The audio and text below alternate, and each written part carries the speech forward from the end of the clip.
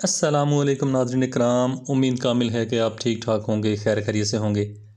नाज़रीन इकराम, आज फिर एक नई वीडियो के साथ मैं आपकी खिदमत में हाज़िर हूँ। उम्मीद है कि आपको वीडियो पसंद आएगी।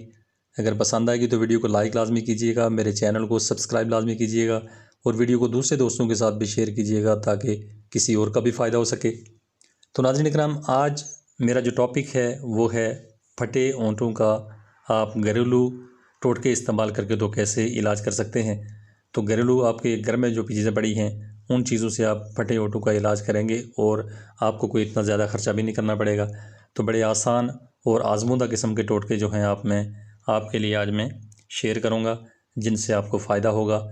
तो उम्मीद कामिल है कि आपको वीडियो पसंद आएगी। अगर वीडियो पसंद आएगी तो वीडियो को लाइक लाजमी कीजिएगा, मेरे चैनल को सब्सक्राइब लाजमी कीजिएगा और वीडियो को दूसरे दोस्तों के साथ भी शेयर कीजिएगा ताकि किसी और का भी फ़ायदा हो सके। तो नाज़रीन इकराम, ऊँट जो फटे हुए ऊँट होते हैं तो इनके लिए तो हज़ारों किस्म की क्रीमें मार्केट में ढेर लगा हुआ है।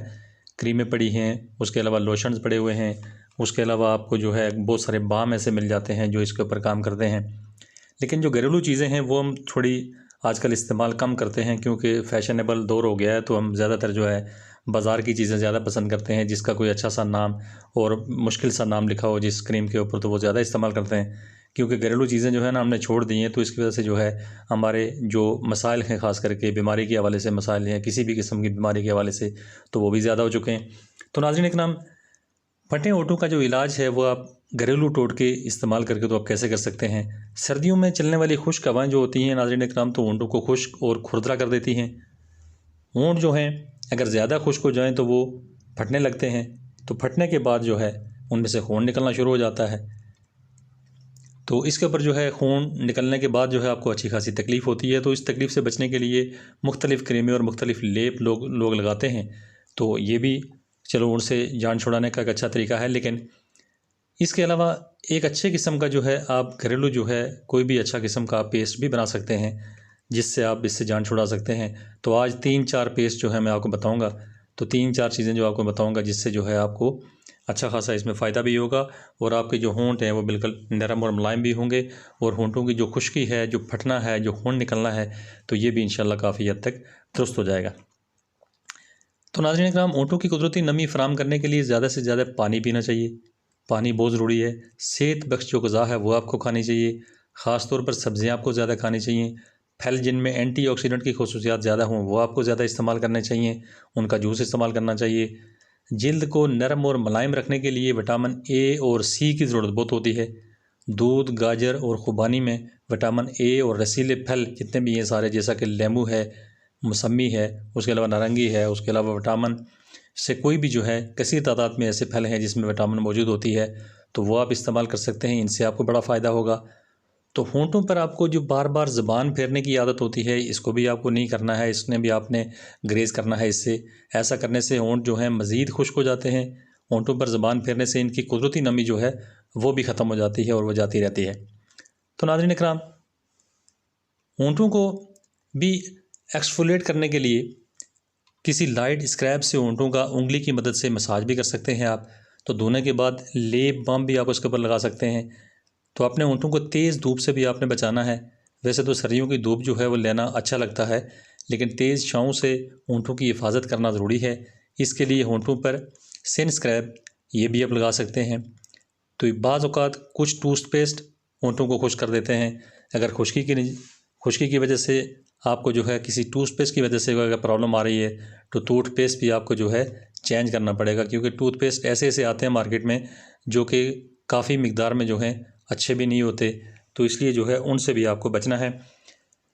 तो नाज़रीन इकराम, फटे होंठों के लिए आपको पहला टोटका जो है वो आपने चीनी का इस्तेमाल करना है। चीनी जो है आपने पेस्ट बना लेनी है। तकरीबन 2 चमचे जो हैं आपने चीनी को पीस लेना है।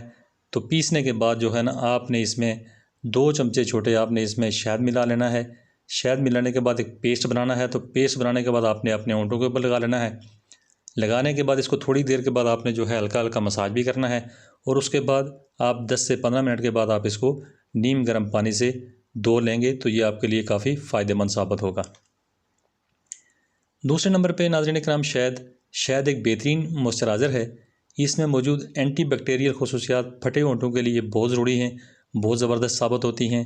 एक दिन में ओंठों पर 2 से 3 बार भी आप शहद जो है वो लगा सकते हैं। और शहद में आप ग्लिसरीन मिलाकर भी आप इस्तेमाल कर सकते हैं। सुबह नरम और होंठ जो सुबह तकरीबन नरम और बिल्कुल मुलायम हो जाते हैं इससे, तो इसको भी आप इस्तेमाल करके तो फ़ायदा हासिल कर सकते हैं ग्लिसरीन और शहद को।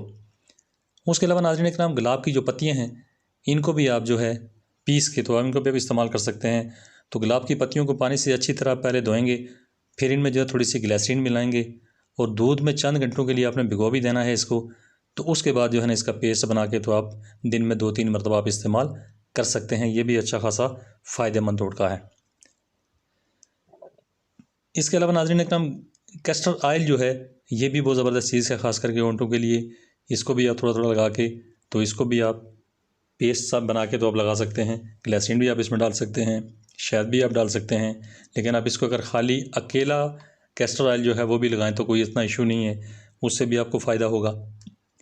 इसके अलावा नाज़रीन इकराम, मलाई जो है ये बहुत पुराना तरीका है, जो दूध के ऊपर मलाई होती है तो ये बहुत पुराना तरीका है और बेहतरीन और आजमूदा टोटका है ये। और ताज़ा मलाई जो है होंठों पर लगाएं, हल्के गर्म पानी से रुई की मदद से डुबो के इससे होंठ जो है ना पहले आप साफ़ कर दें। साफ़ करने के बाद आपने उसके ऊपर मलाई लगानी है। मलाई लगाने के बाद आपने थोड़ी देर के लिए उसको रहने देना है। तो अगर आपको इसको काफ़ी देर तक भी रहने दें, रात को लगाएं, सुबह तक रहने दें तो भी कोई इशू नहीं है। लेकिन यह है कि रात को जो है वो आपको प्रॉब्लम ये करेगा कि रात को जो है आपको मलाई की जो बाकी आगे पीछे मलाई जो है लग सकती है, आपके कपड़ों में लग सकती है, आपके बिस्तर में लग सकती है। तो इसलिए थोड़ा सा जो है आपने उससे ग्रेज़ करने के लिए थोड़ी देर के लिए 15-20 मिनट के लिए आपको लगा के तो उसके बाद आप इसको धो भी सकते हैं। आधे घंटे तक लगाएं तो और ज़्यादा फ़ायदा होगा। तो नाज़रीन इकराम, ये थे कुछ टोटका जात जो फटे होंठों के मसाइल से आपको छुटकारा हासिल करवाएंगे। उम्मीद है कि आपको वीडियो पसंद आएगी। अगर पसंद आएगी तो लाइक लाजमी कीजिएगा। तो इसी तरह से और भी अच्छी अच्छी वीडियो को देखने के लिए आप मेरे चैनल को सब्सक्राइब लाजमी करें। Thanks for watching. Be happy always. Bye.